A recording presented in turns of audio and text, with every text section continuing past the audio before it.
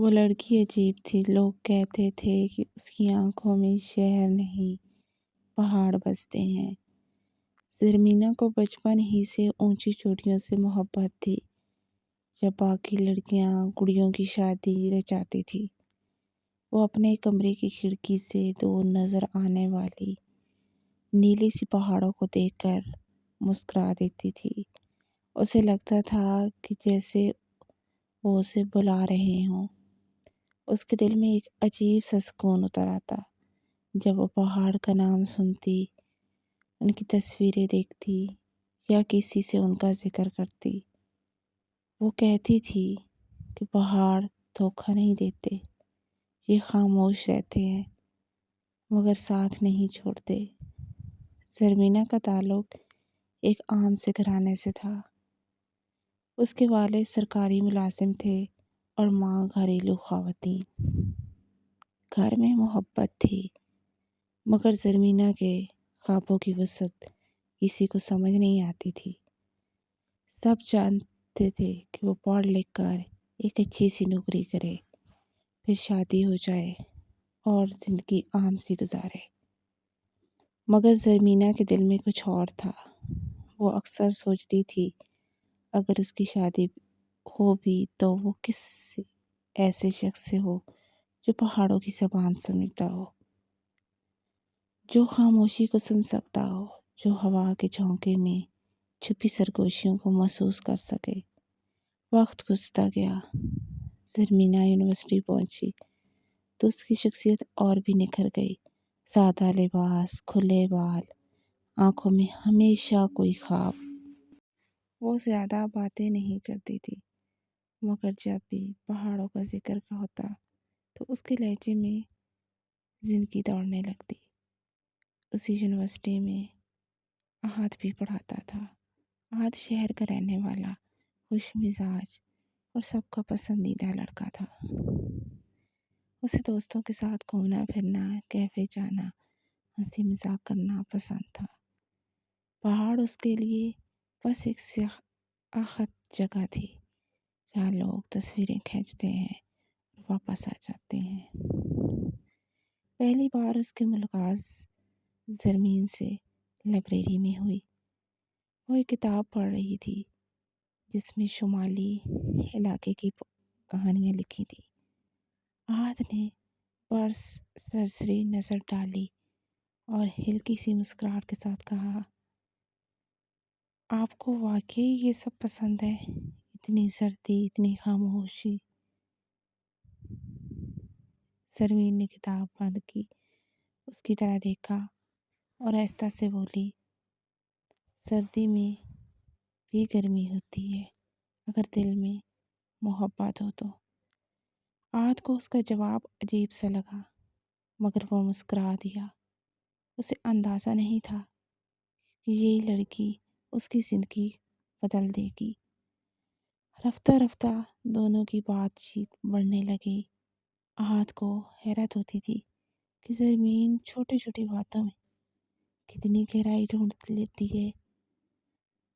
وہ بادلوں کو دیکھ کر ان کے رنگ بیان کرتی، ہوا کی رفتار سے موسم کا حال بتا دیتی اور رات کے آسمان میں ستاروں کو ایسے گنتی جیسے وہ اس کے اپنے ہوں۔ ایک دن یونیورسٹی کی طرف سے شمالی علاقہ جات کا ٹرپ رکھا گیا۔ زرمین کی آنکھوں میں چمک آ گئی۔ احد نے پہلی بار اسے اتنا خوش دیکھا تھا۔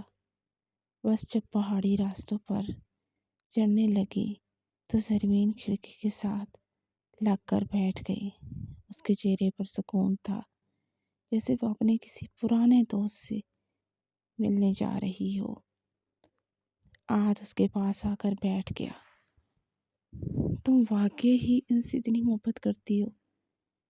اس نے آہستہ سے پوچھا۔ زرمین نے باہر دیکھتے ہوئے کہا، یہ مجھے سمجھتے ہیں۔ میں جب بھی اداس ہوتی ہوں یہاں آ کر سب بھول جاتی ہوں۔ پہاڑوں پر پہنچ کر وہ سب سے آگے چلنے لگی۔ ٹھنڈی ہوائیں اس کے بالوں کو اڑا رہی تھی और वो दोनों बाजू फैला कर आंखें बंद किए खड़ी थी। आहत ने उसे देखा तो पहली बार महसूस किया कि खूबसूरती सिर्फ चेहरे में नहीं होती, एहसास में भी होती है। शाम को जब सब लोग कैंप में बैठे थे तो सरमीन थोड़ा दूर एक चट्टान पर बैठी ग़रूब होते हुए सूरज को देख रही थी। आद आकर उसके पास बैठ गया। अगर कभी तुम्हारी शादी हो गई और तुम्हारे शौहर को ये सब पसंद ना हुआ तो? आद ने मजाक में पूछा। सरमीन ने खामोशी से सूरज को डूबता देखा और फिर बोली, तो मैं उस पहाड़ों से मोहब्बत करना सिखा दूंगी, फिर खुद ही पहाड़ों के पास आ जाऊंगी। हाथ हंस दिया मगर उसके दिल में कुछ हल्का सा चुप गया। क्या वो खुद कभी ऐसा बन सकेगा? ट्रिप के दौरान आद बदलने लगा। अब वो कैफे की बजाय ज़मीन के साथ लाइब्रेरी में बैठने लगा। उसने पहाड़ों पर बनी डॉक्यूमेंट्री देखना शुरू कर दी। उसने महसूस किया कि पहाड़ सिर्फ पत्थर नहीं, एक एहसास है। उनकी बुलंदी इंसान को उनकी हकीकत याद दिलाती है। एक दिन आहद ने ज़रमीन से कहा, अगर मैं तुम्हारे साथ पहाड़ों पर रहना चाहूँ तो?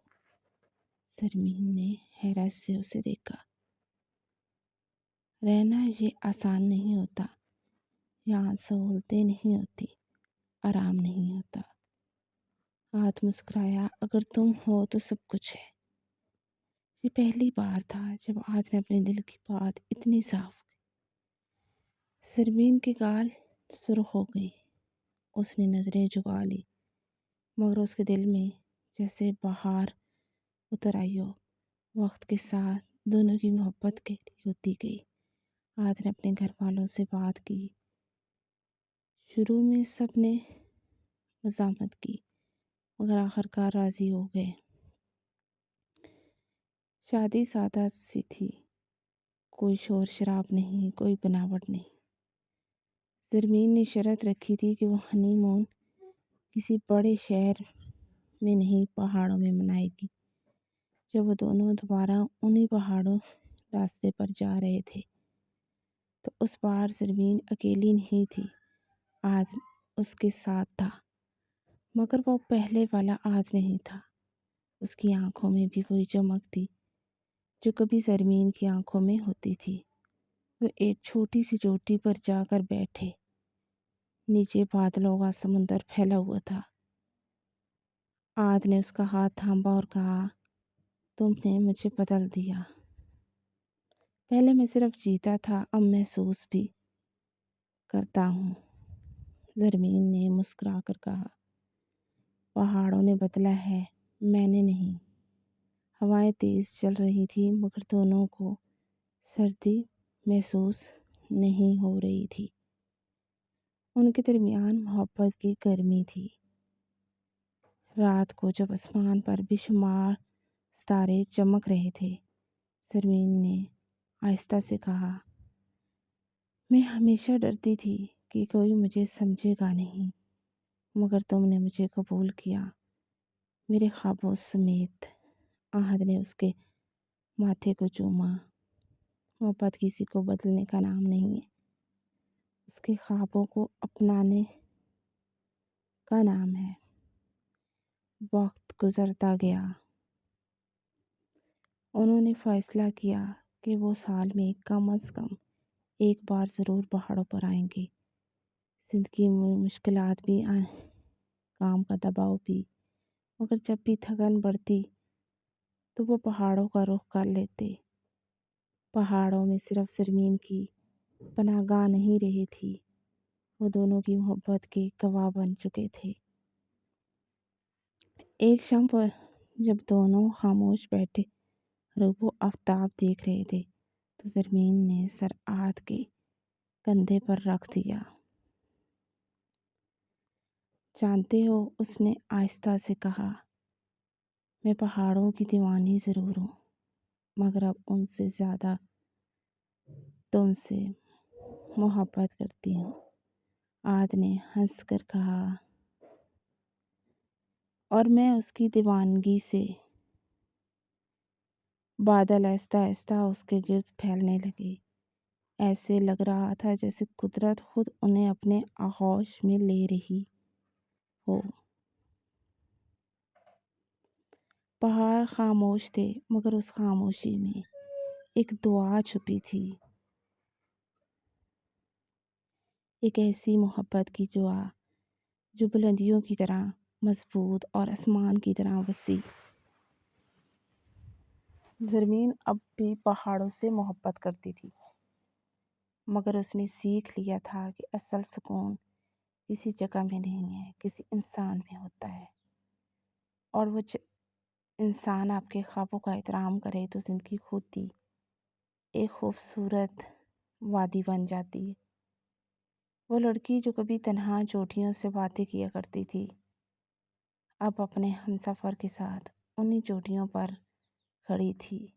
पहाड़ आज भी वही हैं, हवा आज भी वैसे ही चलती है, मगर अब उन रास्तों पर दो कदमों के निशानात बनते हैं, एक उसकी और एक उसके हमसफ़र की। उसने पहाड़ों की दीवानगी लड़की को उसकी मोहब्बत समेत कबूल कर लिया।